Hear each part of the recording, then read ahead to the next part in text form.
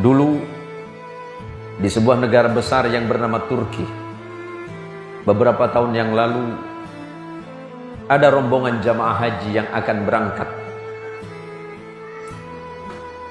Kemudian di bandara itu diumumkan bahwa sebentar lagi pesawat akan segera berangkat. Maka para penumpang pesawat yang akan berangkat dari bandara Istanbul Turki menuju Makkah diminta untuk segera menaiki pesawat. Ketika seluruh penumpang yang dimaksud sudah naik, tiba-tiba ada seorang nenek yang tidak mau naik ke dalam pesawat. Alasan nenek itu sederhana, karena barusan mendengarkan suara adzan. Sebelum pesawat itu berangkat, nenek ini mendengarkan suara adzan. Beliau lebih memilih untuk sholat dulu dibandingkan dengan naik ke pesawat. Walaupun sebenarnya secara hukum fikih dibenarkan bagi orang yang sedang dalam bepergian, dalam perjalanan, untuk melakukan sholat qasar ataupun sholat jamaah. Tetapi beliau tidak melakukan itu. Beliau lebih memilih tetap tinggal di bandara walaupun pesawat itu berangkat.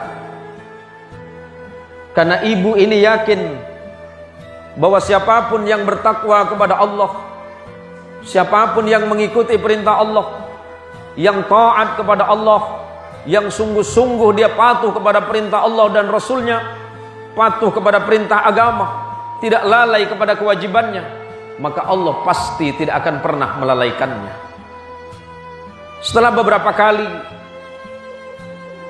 di bandara diumumkan memanggil kembali ibu yang dimaksud, tapi ternyata ibu ini tidak bergeming. Ibu ini tetap melaksanakan sholat asar di bandara Istanbul Turki. Di dalam sholatnya dia tidak mengingat apapun, dia tidak mengingat penerbangannya, dia tidak mengingat tujuannya haji. Dia hanya ingat satu, bahwa aku ini adalah hamba Allah. Apakah dalam perjalanan aku masih hidup? Jangan-jangan dalam perjalanan aku tidak diberikan kesempatan oleh Allah untuk melaksanakan sholat. Maka lebih baik aku sholat. Berapa lama waktu aku sholat?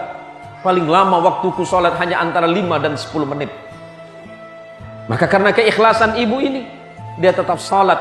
Dia patuh kepada perintah Allah. Dia lebih memilih ditinggalkan pesawat yang berangkat ke tanah suci Makkah dibandingkan dengan meninggalkan sholatnya. Setelah 1 jam berlalu, ibu ini tetap berada di tempatnya. Dan tiba-tiba pesawat tadi yang sudah berangkat kembali lagi ke bandara. Apa alasannya? Pesawat yang sudah berangkat 1 jam dari bandara Istanbul Turki kembali lagi. Apa alasannya?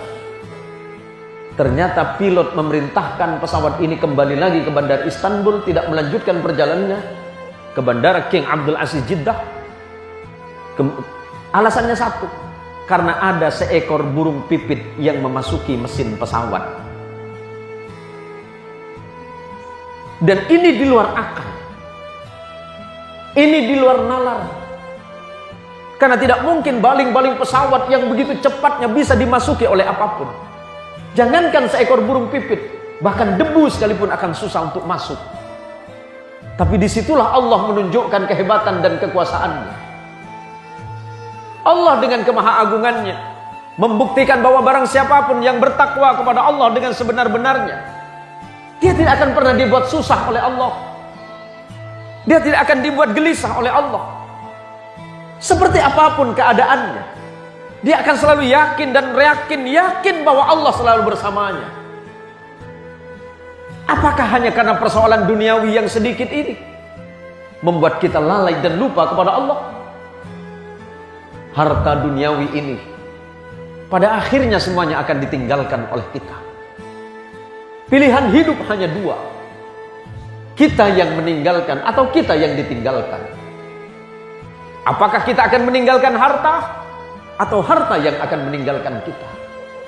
Jangan karena persoalan duniawi yang sangat murah menyebabkan kita lupa kepada nikmat Allah yang sebenarnya, yakni nikmat penghambaan kepada Allah Subhanahu wa taala.